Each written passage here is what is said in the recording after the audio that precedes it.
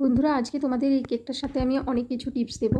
যেমন কিভাবে দেখো, তোমরা পুরো ভিডিওটা দেখো স্কিপ না করে, তাহলে পুরোটা বুঝতে পারবে যে কেমন করে নাম্বার 2 কেকটা বানাতে হয়। তো এইভাবে প্রথমে একটা রাউন্ড শেপ বানিয়ে নেবে, তারপর একটা স্কোয়ার বানাবে। আবার যদি তোমরা চাও তাহলে একটা পুরো স্কোয়ার কেক বানিয়ে তার উপর পেপার দিয়েও কাটিং করে করতে পারো নাম্বার 2 কেক, যেভাবে আমি তোমাদেরকে খুব শীঘ্রই নাম্বার 5 কেকটা দেখাবো।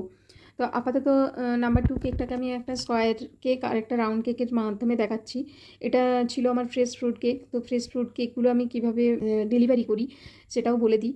তো যখনই তোমরা এটা বাটারস্কচ কেক, তো তো আমি বাটারস্কচের ফ্রস্টিং করছি, তোমরা দেখে নাও কীভাবে হয়। বাটারস্কচের ক্র্যাশ, তারপর বাটারস্কচের নাট দিয়ে এভাবে ডেকোরেশন করে নিই। তারপর কেকটাকে ভালো করে সেট করে নিয়েছিলাম। তারপর আমি লাস্ট মুহূর্তে যখন কেকটা ডেলিভারি দেবো তখন আমি সেই ফ্রেশ ফ্রুটগুলো লাগিয়েছিলাম।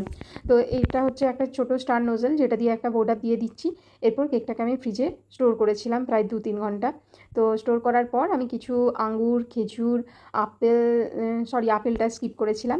আমদের ফল ইউজ করে কালো না হয়, অনেকক্ষণ থাকে, তার জন্য আমরা কি করতে পারি না, এইভাবে নিউট্রাল জেল নিয়ে আস্তে আস্তে করে তুলি বা চামচে করে তার উপর সোপ করে দিতে পারি। তাতে অনেকক্ষণই ফলগুলো কালো হবে না। কিন্তু একবারে যে হবে না তা নয়। যেটা তোমার 8 ঘন্টা হচ্ছিলো সেটা হয়তো 1.5 ঘন্টা পর হবে, কিন্তু হবে অবশ্যই। তো এইভাবে আমি কেকটাকে সাজিয়ে নিয়েছিলাম, কিছু ফ্রন্ট-এন্ডের ফুল লাগিয়ে দিয়েছিলাম। তো আমার কেকের এটা হচ্ছে ফাইনাল লুক। তোমাদের কেমন লাগলো এই কেকটা জানিও। আর যদি কিছু আরও জানার থাকে অবশ্যই আমাকে মেসেজ করো, কমেন্ট করো। ভালো লাগলে প্লিজ একটা কমেন্ট করো আর শেয়ার করো। আজকের মতন টাটা।